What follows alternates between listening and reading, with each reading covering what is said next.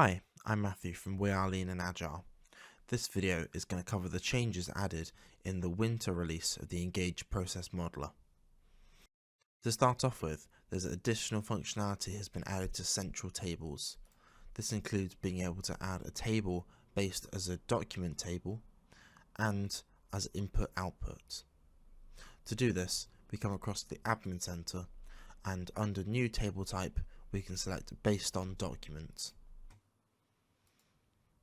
This will then give us a table that can contain documents that we can put into a project. Once it's added to the project, it will now show up as a drop-down like any other table. And for input-output, it's now selectable in this list as well. The last Admin Center change is you can now duplicate tables within a table type. To do this, we click on the table and click Copy Table. And now we have two versions of this table.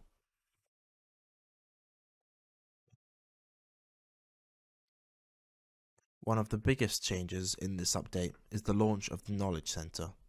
This replaces the old sections in the Help tab with a new Knowledge Center, which is a searchable resource containing manuals, videos, configurations, release notes, the examples library, and white papers.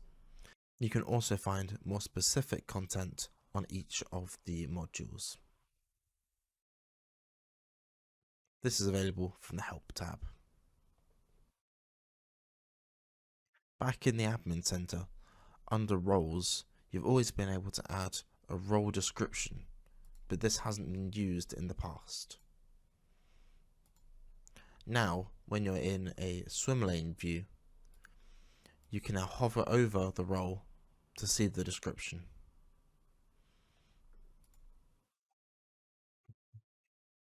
Moving on to the modeler specific changes, in the Collaboration tab, there's new options under Project and Folder Authorization. These allow you to set who can update, delete, authorize, share, or submit content within the project or folder.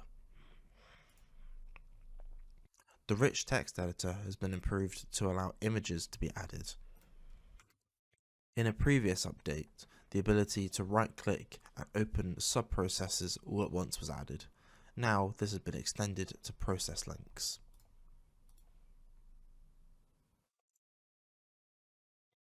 Now we have a process link on the process. We can right-click anywhere to expand all linked processes.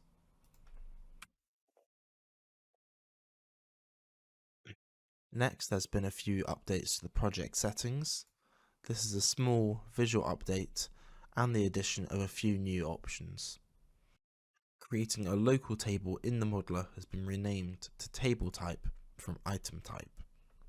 One of the new options under project settings is to show the table name in front of the item name within a table. This allows you to have more generic folders for service areas and then generic names for roles inside them, as this will now display as the role name and then the role. Next, there's been an additional swim lane added. Back in project settings, if this show table name in front of item name is ticked, we now get a new swim lane under the layout tab called Roles Tables Swim Lanes. This will create a swim lane based on the folder that the roles are in. So therefore you could have your different service areas, folders, and see where it goes outside this service area instead of just when it switches roles. Previously, when you swapped into swim lanes and then made a change in the design tab, you had to overwrite your layout. Now, when you do this, the previous layout is saved in the project settings, the collaboration, and show history.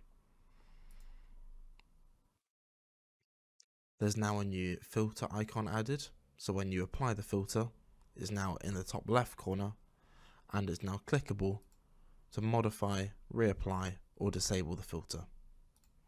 And finally, for the modeler specific changes, there's an improved BPMN export.